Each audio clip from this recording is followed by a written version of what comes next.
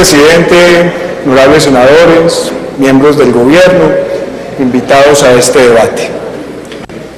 Yo diría que en la mañana de hoy se han dicho muchísimas cosas y tengo la gran preocupación de si lo que se ha dicho en la mañana de hoy realmente va a servir para la defensa de los intereses nacionales o si por el contrario va a terminar siendo el puntillazo final para que la nación pierda la demanda que tiene contra CBI. ¿Y por qué lo digo? Porque es que acá no se pueden traer debates de opiniones manejadas arbitrariamente, sesgadamente, y no tener un soporte a esas afirmaciones.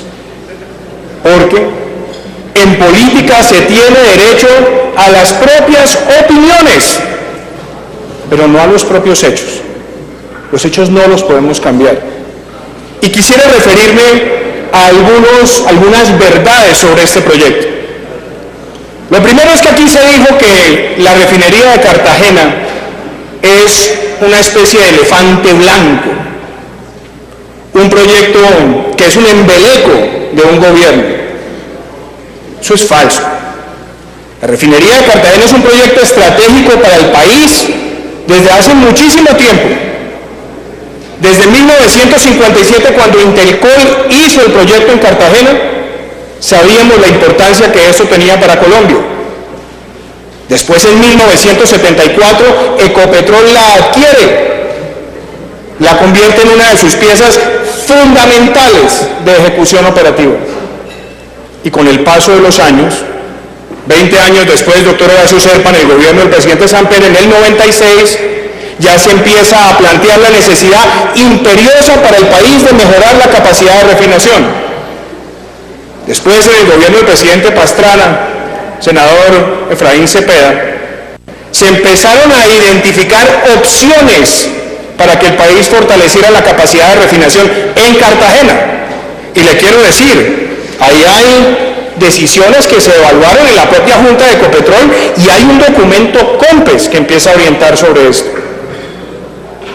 Y a partir del año 2002, con la llegada de un nuevo gobierno, con la urgente necesidad de fortalecer la seguridad energética del país, se decide empezar a tomar acciones para que ese proyecto sea realidad.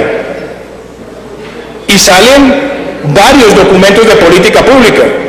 Basta recordar el COMPES 3336 del 2005, donde se mira la necesidad de convertir esa refinería en un baluarte para mejorar la capacidad de producción de gasolina y de diésel en el país. ¿Y cómo será la política de Estado que inclusive en el gobierno actual, en el año 2013, ya cuando se ha avanzado en el desarrollo de este proyecto, como lo voy a especificar más adelante, se convierte en un proyecto PINES, proyecto de interés nacional y estratégico? Entonces, ahí está el primer error. Aquí no se está hablando de un elefante blanco. Ahora, ¿es esta obra estratégica para el país? Claro que es estratégica, o es poquito que un país aumente su capacidad de refinación en un 25%. Que aumente la capacidad de conversión de refinación de un 70-75 a un 96-97%. Que además le permite procesar combustibles o, peor, petróleo pesado, porque esa es la característica del petróleo que tenemos en el país. Y fuera de eso, estamos hablando que Colombia va a aumentar su capacidad de abastecimiento de gasolina en un 60% y de diésel en un 230%. Entonces, no sigamos diciendo falsedades, que este sí es un proyecto estratégico para el país.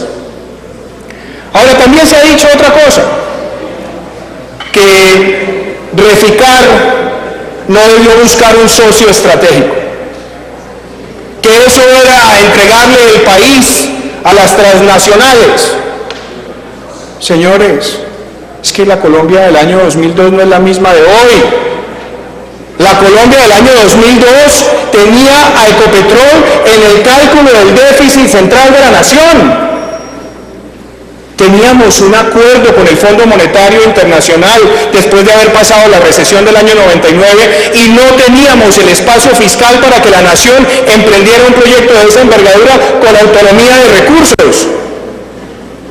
Además, el país estaba altamente endeudado y estábamos viendo señales muy propicias para que llegara a Colombia más inversión extranjera. De hecho, entre el 2002 y el 2007 se quintuplicó la inversión extranjera en Colombia. Entonces había que buscar esa opción. Y yo recuerdo que el entonces ministro de Hacienda, Alberto Carrasquilla, insistió en que se prepararan adecuadamente los documentos técnicos para buscar ese socio estratégico, que pusiera recursos, que ayudara a movilizar recursos y que tuviera una visión estratégica para después comercializar los productos que surgieran de Reficar.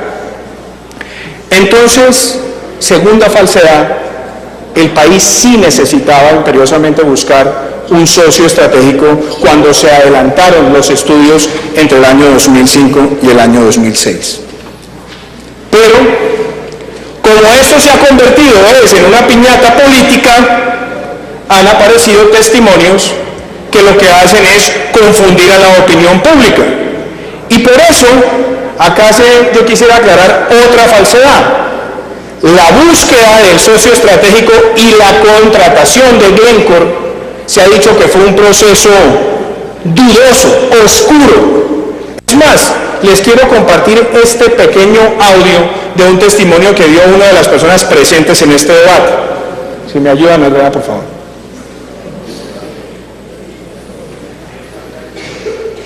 Volumen, creo.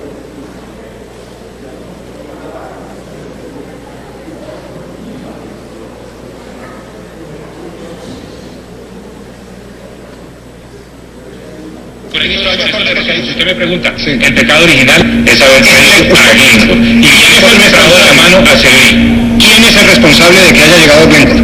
Pues eso se hizo en el 2006.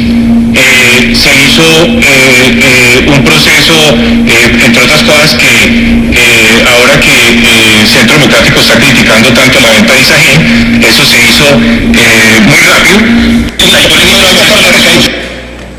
Esa es la opinión de uno de los miembros de la Junta de Ecopetrol y del señor ministro de Hacienda. Ministro, le trajo el audio porque cuando le traemos las frases, entre comillas, usted dice que son fuera de contexto. Aquí ya las puede escuchar a viva voz. ¿Y qué me parece grave lo que usted dice ahí? Se hizo muy rápido. Deja de entrever que esto fue un proceso oscuro, dudoso, casi que malintencionado con el país. Es decir, usted ya está criticando, es la llegada del socio estratégico y ¿sabe qué? Me recuerda su frase a un humorista que era Woody Allen, que decía que la principal causa de divorcio es el matrimonio. Según usted, la principal causa del problema fue haber buscado un socio estratégico.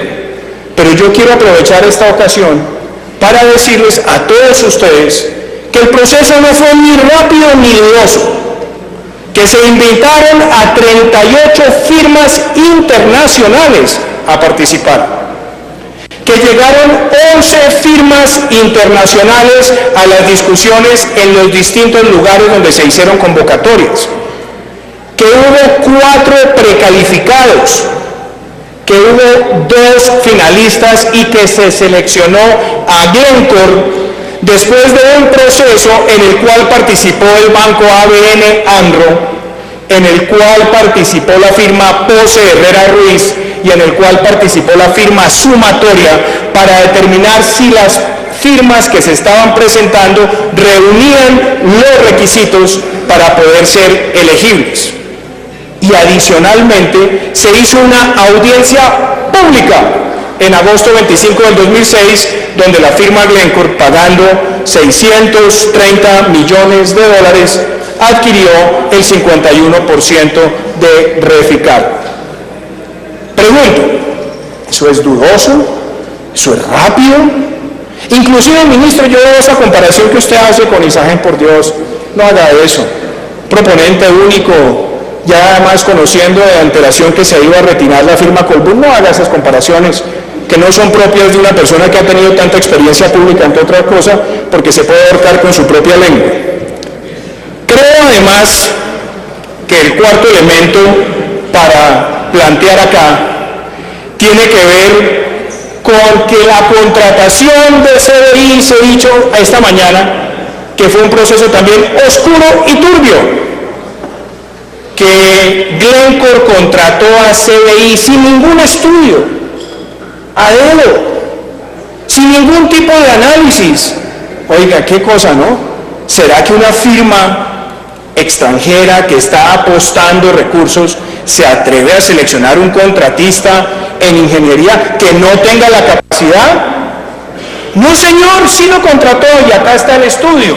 Se contrató a la firma Nexant, y Nexant hizo una evaluación, y producto de esa evaluación surgió la contratación de CBI, y a quienes quieran mirar el estudio está acreditada la experiencia internacional de esa firma, una de las 5 empresas con mayor experticia en construcción y desarrollo de megaproyectos en los Estados Unidos y otros países.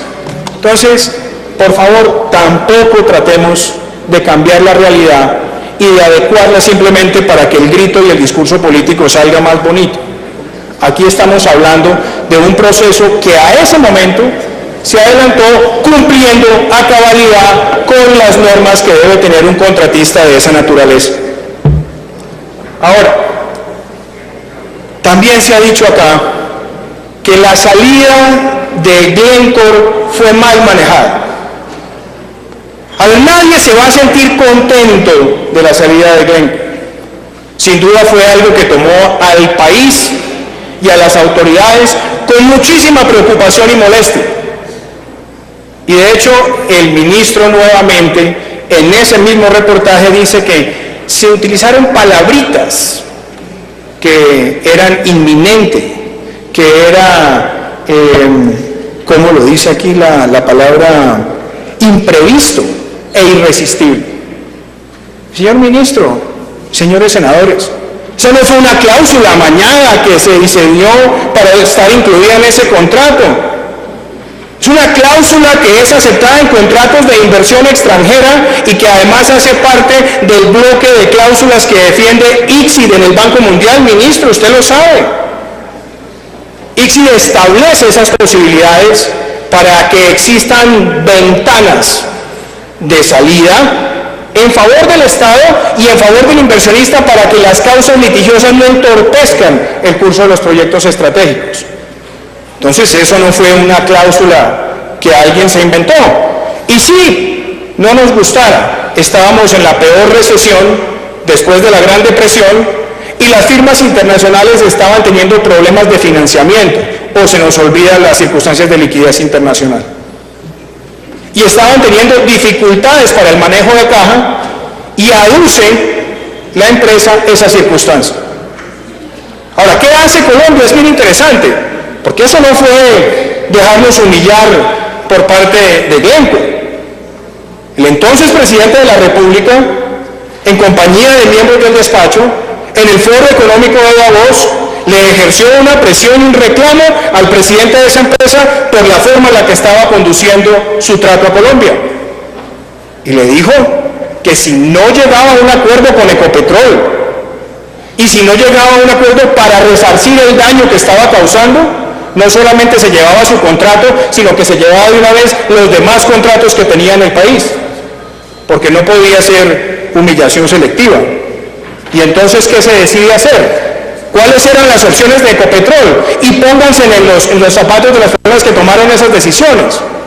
1, denos 120 días, 180 días, señores Glencore, para salir a buscar el socio estratégico en el mundo en medio de semejante crisis de liquidez. Qué fácil hubiera sido, ¿no? Pues no era fácil, no había las herramientas para hacerlo. Y no era oportuno y además viable suspender el cronograma del proyecto en búsqueda de ese socio que no sabíamos si lo podíamos traer. Segundo, nos ponemos bravos y dejamos que entonces Glencore salga y venda a quien quiere. ¿Estaríamos dispuestos como país a tener esa circunstancia aleatoria para que otra empresa salga, compre y después tenga una posición de chantaje con el gobierno colombiano? Y llegó la tercera opción, que la comprara Ecopetrol. Un Ecopetrol distinto, un Ecopetrol cuyas cuentas ya no estaban en el cálculo del déficit central de la nación, una empresa que tenía mayor capacidad de producción, una empresa que había sido capitalizada con los colombianos mismos como socios, una empresa que ya había aumentado en un 30% su capacidad de producción y que además iba de la mano con un cambio exitoso del marco de regulación de hidrocarburos en el país, que permitió que el país pasara de producir 500.000 barriles diarios a cerca de 1 millón en menos de una década. Ese fue el Ecopetrol que ofreció la compra. Y no la compró en detrimento. Básicamente, Glencore tiene que bajarse de 130 millones de dólares, eso simplemente en el valor nominal, a 549, pero adicionalmente todo lo que había recibido también de transferencia de capital queda para la empresa. Y eso está debidamente documentado. Y de hecho, ministro Cárdenas, usted participó en esa decisión. Usted estaba en la Junta de Ecopetrol. Y esa decisión se tomó con la información disponible en su momento, pensando en el mejor interés de la nación. Y así está documentado. Entonces no tratemos ahora de salir a crear o inventarnos brujas donde no las hay. Ahora, después se dice, y esto es bien interesante, el contrato que hace Ecopetrol, tomando total posesión de la refinería de CBI, también es un contrato dudoso. Eso de los costos reembolsables, eso es como traído de los cabellos. Eso no existe. Eso está mal visto. No, señor. Desde el año 2008, cuando se hizo la primera contratación de CBI, ya inclusive estando Glencore como socio de Ecopetrol, se estaba evaluando cuál iba a ser el siguiente contrato cuando terminaran lo que se conoce como el contrato FID. Y había 3 opciones. Una, no contrato a CBI y pago una penalidad de 50 millones de dólares. 2, contrato bajo la modalidad de llave en mano. Y 3, continúo con un contrato de costos reembolsables. No como se ha dicho acá, que era que empezamos llave en mano y después vino la trampa, la truculencia para alterarlo. Esas eran las 3 opciones que estaban allí. Y acá se ha dicho también, es que eso fue a dedo. Es que Ecopetrol decidió elegir la modalidad de contrato así, sin mayor disertación. ¡Qué falso es eso! Aquí está el estudio que hizo la firma Pathfinder, donde se evalúan las opciones y recomienda el modelo de contrato de costos reembolsables. Pero no fue la única firma, senador Guerra. Estaba Next Idea y estaba Linclartis también sugiriendo lo mismo, entre otras cosas, porque las opciones que se evaluaban decían, si hacemos el contrato llave en mano, realmente lo que es llave en mano es solo la construcción. Y como tenemos que calcular los aleatorios o los imprevistos, esos imprevistos pueden fluctuar entre 700 y 900 millones de dólares. Y adicionalmente, eso no quiere decir que la firma tiene que asumir todos los riesgos, porque también se siguen abriendo opciones litigiosas porque la nación no puede suspender la obra. Esas fueron las razones por las cuales esa modificación fue analizada y fue recomendada y está debidamente sustentada. Pero ahora déjenme pasar a otro tema. Acá se ha dicho, o se ha dicho ante los medios de comunicación, que el manejo de los controles de cambio, es decir, los adendos a la línea de base del costo del proyecto que oscilaba en los 4.000 millones de dólares, fue debidamente ejecutado. Falso. Esos controles de cambios tienen lunares y lunares graves que merecen ser revisados. Porque desde el año 2011 estaban diciendo que ya la compañía CBI tenía fallas en la ejecución. Y a pesar de estar autorizando esos controles, a finales del 2011 se decide empezar a recabar evidencia para un futuro caso litigioso contra la empresa. Viene el 2012, en enero del 2012 se nombra un gerente para la demanda que se va a interponer contra CBI y después se aprueba un nuevo control de cambios. Y después se contrata a la compañía Jacobs, una consultora, para hacerle seguimiento y acompañar a Ecopetrol e irle informando lo que está ocurriendo con el desarrollo del proyecto. Y después de eso, en el 2013, ojo senadores, en el 2013 se hace una evaluación a comienzos de año de si es conveniente o no cambiar al contratista. Participa la firma Foster Wheeler, que es la gerente que acompaña, la supervisora, participa Jacobs y participa Reficar, y analizan y determinan que no es conveniente cambiar al contratista porque puede alterar el cronograma y por ende sacrificar los costos del proyecto. Pero además recibieron una oferta de una compañía muy conocida en Colombia como la Bechtel alemana, que fue la constructora del oleoducto Caño-Limón-Coveñas, y que dijo: yo lo hago, pero esto puede ser más costoso, esto puede valer $8.000 millones, más o menos. Y se desistió de eso. Ahora, lo curioso es que, y debo decirlo acá, se estaba ya planeando una demanda desde el 2011, senador Santos. Se estaba documentando una demanda. Estaban inclusive teniendo una gerencia para la demanda y, como ocurre con las películas, del autor de La Mermelada surgió: aquí no están los pirómanos sino los bomberos. El señor presidente Ecopetrol dice: aquí estamos nosotros con la manguera para apagar el incendio.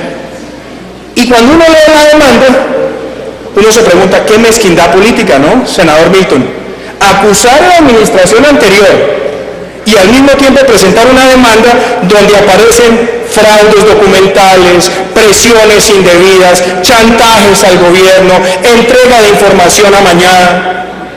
¡Qué horror! Pero debo decir que la opinión pública no es tonta, porque la evidencia pues está allí de cuando ocurrieron los controles de cambios, y ciertamente queda absolutamente claro que la decisión que tomó el gobierno, porque el gobierno ya estaba en procesos de intentos de renegociación con CBI, decidió: sigamos haciendo el contrato con estos pícaros, sigamos haciéndolo, y después cuando termine la refinería nos entendemos. Esa fue la decisión. Es decir, es preferible escándalo con refinería que escándalo sin refinería. Escándalo con refinería prendida que escándalo sin refinería prendida, asumiendo todos los riesgos que estaban allí. Y eso me lleva a la otra falsedad, porque también se ha dicho: es que la evaluación de los costos fue correcta. A ver, fue correcta cuando tenemos cambios en las cantidades del 43%, cambios en el cronograma del 25%, cambios en la productividad laboral del 15% o del 13% y precios aumentos del 15%. Obviamente ahí hay fallas grandes de gerencia, pero a mí me preocupa una cosa, señor Contralor, usted sabe que le profeso amistad de tiempo atrás, y es que con ocasión a su reporte, acá se ha dicho: se robaron la plata de Reficar, hay un robo. Y bueno, en la tarea de mirar si hay un robo, lo primero que uno busca son los dictámenes de la Contraloría, que está haciendo las labores de auditoría de la empresa, y nos encontramos que hasta el año 2014 todas las cuentas de Reficar están fenecidas por la Contraloría General de la Nación. ¿Se puede decir entonces con ese antecedente hay robo? Bueno, si lo hay, también la Contraloría pasa de ser inculpador a inculpado, la Contraloría, porque tantos años feneciendo cuentas, viendo incrementalmente este tipo de circunstancias. Es muy peligroso que utilicemos ese tipo de frases si no están debidamente sustentadas ni siquiera por lo que ha hecho el ente de control. Ahora otra cosa, hay miembros de la administración y del gobierno y exfuncionarios que han dicho, en Reficar no hubo una feria de contratos. Sí los hubo, claro que los hubo, y es evidente con las cifras que tenemos. El hecho de ver que tengamos más de 1.800 contratos en pesos con 516 enmiendas, ya de por sí tiene que empezar a generar dudas sobre la capacidad del departamento legal de la empresa para anticipar la ejecución de los mismos contratos. Pero el más interesante son las órdenes de compra que hace Reficar, que son 1.988, y hay 1.031 adiciones. Es decir, el error tras error tras error en la contratación merece ser investigado, y ejemplarmente investigado. Pero quiero dejar planteadas acá unas contradicciones. El gobierno dice, no hay contradicciones entre lo que nosotros hemos planteado. Sí las hay y son graves. Y aprovecho acá para denunciarlas. Lo primero, acá se dijo que hay errores gerenciales de Reficar y están sustentados en este reporte que la firma Jacobs le hizo a Ecopetrol a finales del año pasado. Entonces dice, ustedes no supervisaron bien, ustedes tuvieron un solo contratista, ustedes no definieron el presupuesto con las alteraciones en el tiempo adecuadamente, ustedes no tenían un equipo gerencial con las calidades y la idoneidad para manejarlo, y digámoslo que eso está allí. Pero qué curioso, en la demanda que instaura Reficar contra CBI se dicen cosas espeluznantes. La más espeluznante es esta. En la parte 56 de la demanda dice Reficar que CBI amenazó, óigase bien, estoy diciéndolo literalmente, amenazó que se retiraba del proyecto si no se aprobaban los costos reembolsables. Yo me pregunto, señor Contralor, ¿a la Contraloría se le notificó esa amenaza? ¿A la Fiscalía General de la Nación se le notificó esa amenaza? ¿A la Consejería de Corrupción del Palacio de Nariño se le notificó esa amenaza? ¿O estaba la soberanía del país siendo conducida por una firma que abusivamente estaba imponiendo este tipo de acciones encima del gobierno colombiano? ¿Y cuándo se presentó la amenaza? Es bueno saberlo. ¿En el primero, en el segundo, en el tercero, en el cuarto? ¿En cuál de los controles de cambio? ¿Conocían los miembros de la Junta de las empresas de esas amenazas? Y si la conocían, ¿no era su deber como funcionarios públicos denunciarlo? Muy grave que estemos diciendo esto en una demanda y que no esté debidamente sustentado. Ahora, también dice la demanda algo peligroso. Dice que se indujo a la empresa a firmar un contrato de costos reembolsables. Si fue inducido, que lo demuestre.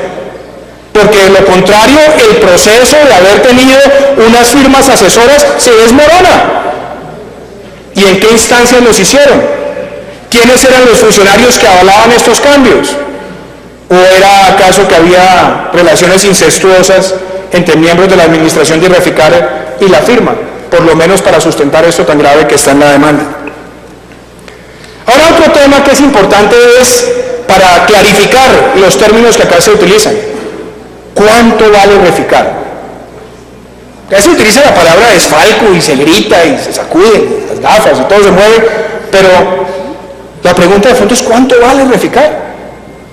Porque en el informe de sostenibilidad de Ecopetrol de octubre del año pasado, en la página 525, aparece que el valor contable, con un tipo de cambio de 3.000 pesos por dólar, nos da 7.778.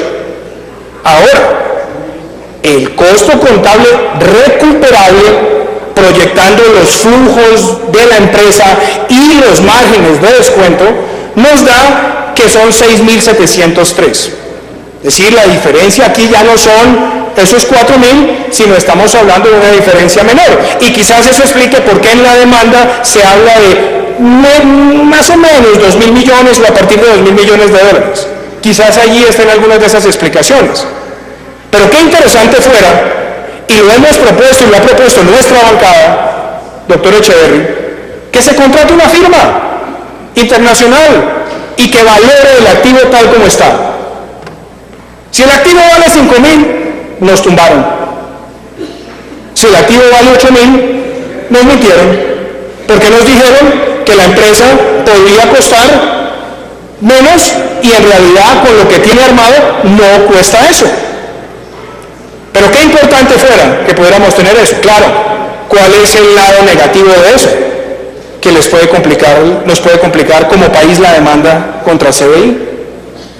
Pero eso sí que permitiría aclarar los vacíos y los términos que se han tratado de utilizar acá. Ahora, yo no me creo el cuento de la ingenuidad.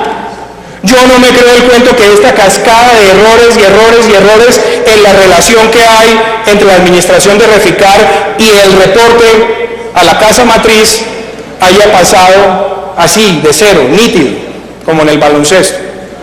Yo quisiera que los órganos de control investiguen las relaciones de las vicepresidencias de refinación de Ecopetrol con el proceso que estaba ocurriendo en Reficar.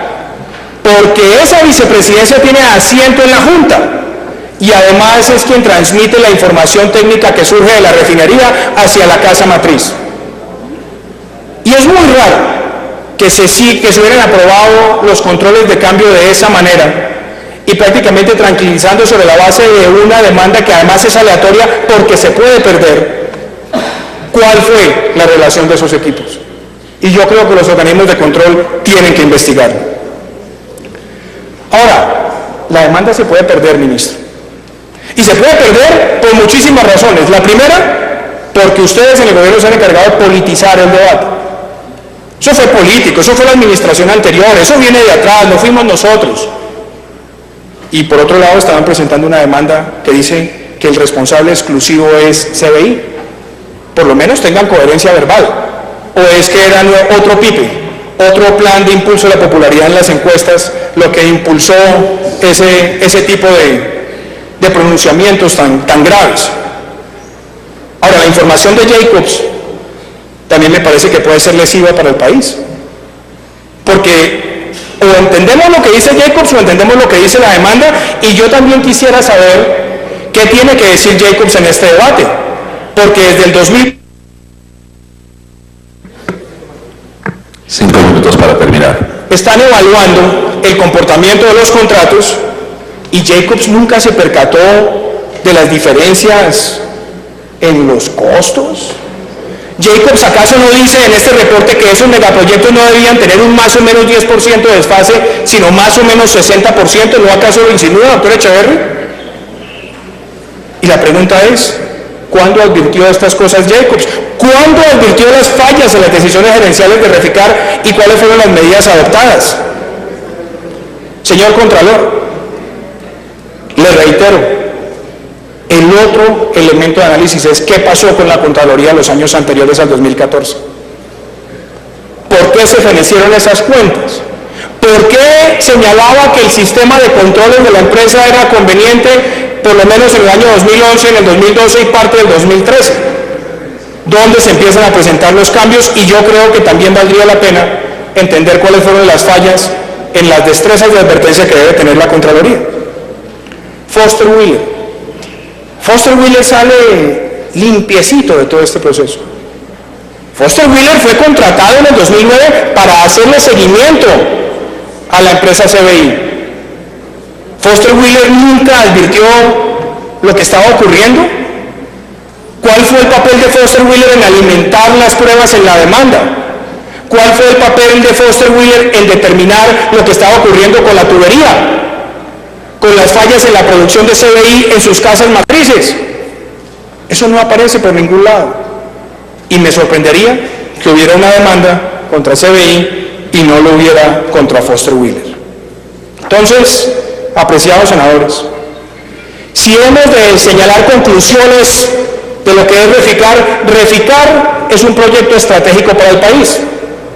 Y yo quería hacer algunas comparaciones antes de clausurar el debate, por lo menos en mi intervención. Acá se ha dicho, ¿por qué no le entregaron la refinería a Petrobras, que era el otro finalista y que tenía más experiencia? Bueno, puede que no sea un patrón, pero la refinería Abreu Lima, que lleva adelantando Petrobras, estaba prevista en costar más o menos unos 2.400 millones de dólares y van 16.000 y debe terminar en el año 2019. Y Petrobras no es prácticamente una empresa de la que podamos decir que tiene ejecución exitosa en todos sus proyectos de refinación, no lo tiene. Ahora, ese proyecto lo que muestra es que los megaproyectos también de refinerías tienen momentos demasiado complejos. Lo está teniendo el plan de expansión de las refinerías en el Perú y lo está teniendo también el plan de expansión de refinerías en México. Esto no es para justificar lo que ocurrió, pero sí para entender que los errores de haber determinado que el valor era de 4.000, más o menos 10%, que después Jacob señala, nosotros nunca los advertimos. También, señor Contralor, esto no era un proceso oscuro, tenido en un cofre, que usted salió y lo denunció.